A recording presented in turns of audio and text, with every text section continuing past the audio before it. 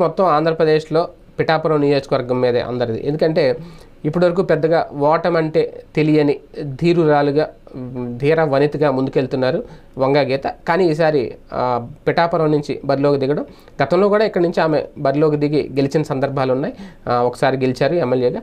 అయితే ఈసారి ఒక గట్టి అభ్యర్థి, అది కూడా జనసేన అధినేత పవన్ కళ్యాణ్ మీద బరిలోకి దిగడం అంటే టఫ్ ఫైటే అని చెప్పాలి. కాకపోతే ఆమె గెలుస్తారా లేదా అనేది ఒక అంచనా. ఎందుకంటే 90,000 మంది కాపు సామాజిక వర్గానికి సంబంధించిన ఓట్లు తమకే వస్తాయని చెప్పి ఇద్దరు భావిస్తున్నారు. ఇద్దరు ఒకే సామాజిక వర్గం సంబంధించి.